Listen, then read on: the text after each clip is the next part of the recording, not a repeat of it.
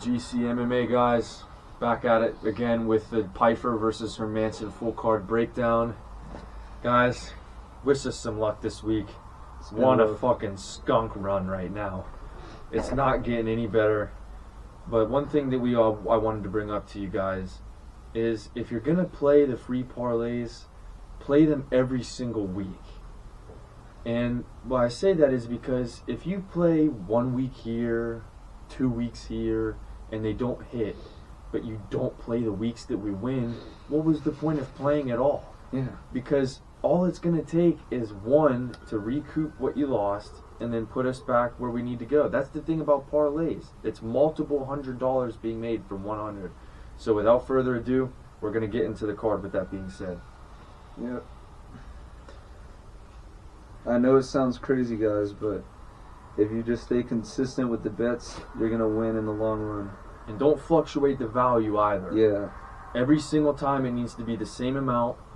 And if you're going to increase, you need to stay on that same amount going forward. You can't fluctuate because then you'll play 200 on a time, you'll lose, 100 on a time, you'll win, and it just messes everything up. So just stay consistent.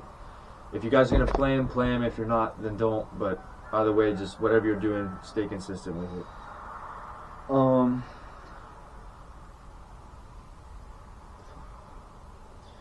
First fight on the card, we got Daniel Marcos versus the Mongolian Murderer. His name is very hard to pronounce, so we're just going to go by his nickname. I'm taking Daniel Marcos in this one. I don't trust those Chinese guys, the Mongolian Murderer. I don't trust him to get it done. Daniel Marcos he's 15-0. He's on a nice win streak right now, and I think he gets it done in this one. Daniel Marcos showed just how good he is whenever he fought Davey Grant. That's one of the best guys outside of the top 15 in the division. And like he said, I can't trust the Mongolian guys. I just think that there's a skill difference and could not put money on RG Lang or whatever his name is. Up next, we've got Hyder Emil versus Fernie Garcia. This might be one of the locks of the fucking card, bro. Yeah. I'm going to pop the pictures up for each of these fighters so you guys can see, but Fernie Garcia looks like Ferb from fucking Phineas and Ferb. He's getting rocked, bro. That's not even I don't know what's with these fight cards. I looked at his record and he's lost 3 decisions in a row. I don't know where they find these people for this. Like, there's just like at this point, Dana White's like, we got to fill these Apex cards just to find these random people off the street who suck. We've got to build these new up-and-comers off the backs of Fernie Garcia. Yeah. So, yeah, not even a question. Emil, that's one of the locks of this card. Up next, we've got Zach Paga versus Bogdan Guskov. Zach Paga's he's in the overweight division.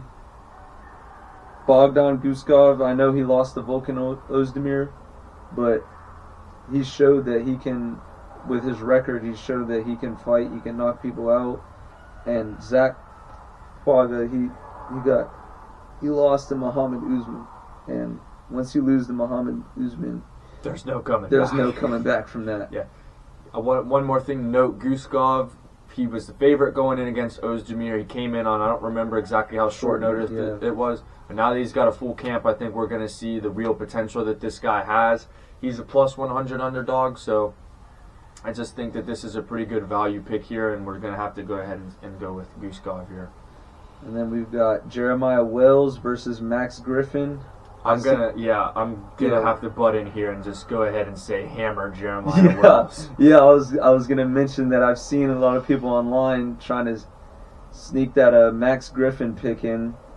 You cannot trust Max Griffin to. You're not getting that past me. Yeah, Jeremiah Wells lost one time in the UFC, and he was winning the fight all the way up until he got caught with a submission. I could not tell you the last person Max Griffin submitted, let alone beat. I think he beat a 46-year-old Carlos Condit. Yeah, 2000. What was that? 2022, 2023, 2021. Carlos Condit, like he probably has grandkids at that point. Like, yeah, so take Jeremiah Wells in that one, boys. Max Griffin, do not trust the Max Griffin underdog pick.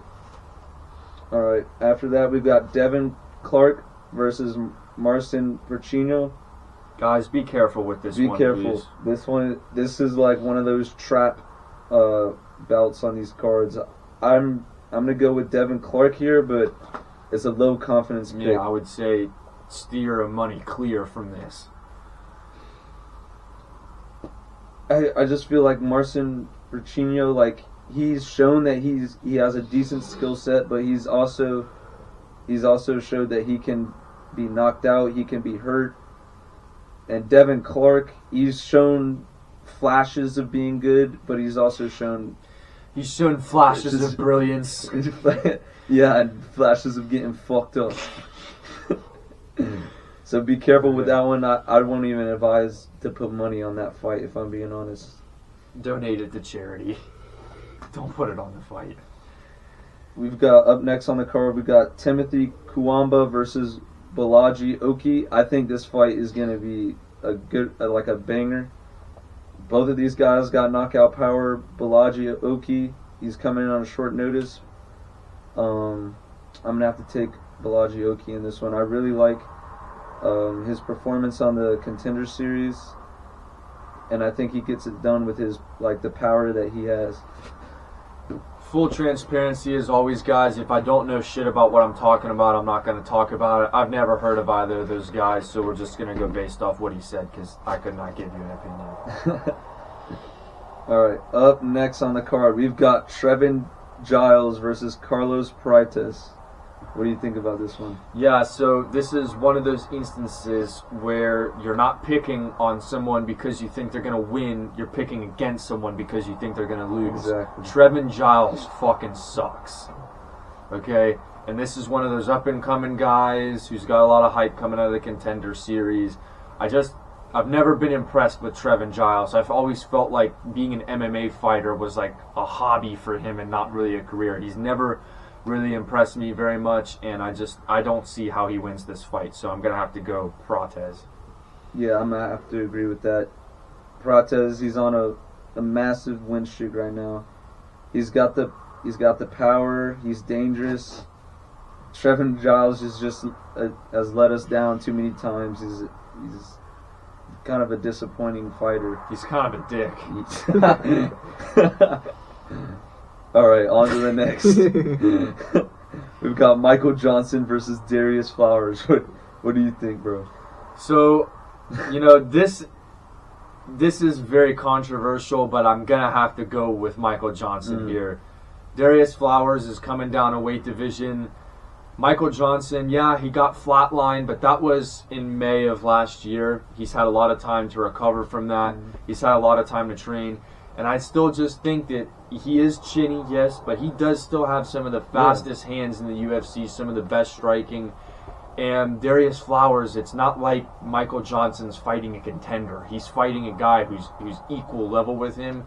And I just think that Michael Johnson is going to have a comeback performance here. I don't think he's going to be around for too much longer. Yeah. I think that he realizes that. I think he's taking these camps really seriously, and I think he's going to be able to pull...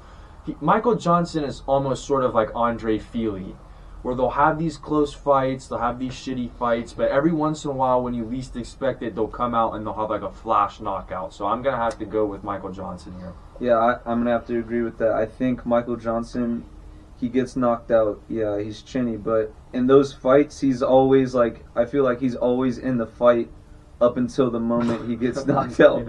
He's there until he isn't. Yeah, he's there until he isn't. He still shows he's fast, he has a skill set, and I think he'll be able to use his experience and his hands to win this fight against Darius Flowers. Alright, let's see. Who's next? Up next, we've got Brad Tavares versus Gregory Rodriguez, a.k.a. Obama. Guys, this is one of the locks of the damn this card. This is the lock of the card. This is an even bigger lock than Pyfer, which we'll get to that in a minute. But Obama, dude, don't blink when you watch this fight because this shit is going over at any second. Brad Tavares absolutely blows. He couldn't get a one-legged Chris Weidman out of there. It was one of the most pathetic performances I've ever seen. And Obama's coming. Obama's on the rise, and he's got that nasty power. This is going to be first round knockout. Yeah. This is going to be blood and glory. I don't think we even have to explain to you guys why Brad Tavares sucks. Like, if you watch the UFC, you know that Brad Tavares. I feel like when he first came into the UFC, like, they were trying to hype him up a little bit, and then he just ended up sucking. So he fell short. Yeah, that's the nice way of putting it. Yeah, that's the nice way to put it. But Obama's gonna. I hope he brings out a brutal KO of Brad Tavares because. Of Brad Tavares, yes. So next is Dan Ige versus Andre Fili on short notice. Not really the biggest Dan Ige fan, and I kind of like Andre Fili, but I just think because it's short notice, you got to go with Dan Ige here. He's always proven that he's kind of like that one step above those outside the top 15 guys, and I just think he's going to get this one done. I don't think that there's much to talk about with this fight other than the fact that Fili's coming in on short notice, and Ige's been preparing. So for the main event, Pyfer versus Hermansson, guys. This might actually be a bigger lock. I know what I just said a couple minutes ago, but Jack Hermansson fucking sucks. The Joker. It makes me laugh that this guy's still in the top 10 of the division. Yeah, and he got finished by Roman Dolidze. I was about to say his stock just got lowered because of Roman Dolidze's performance. Yeah, like Roman Dolidze has okay power, but he's terrible at everything else. So.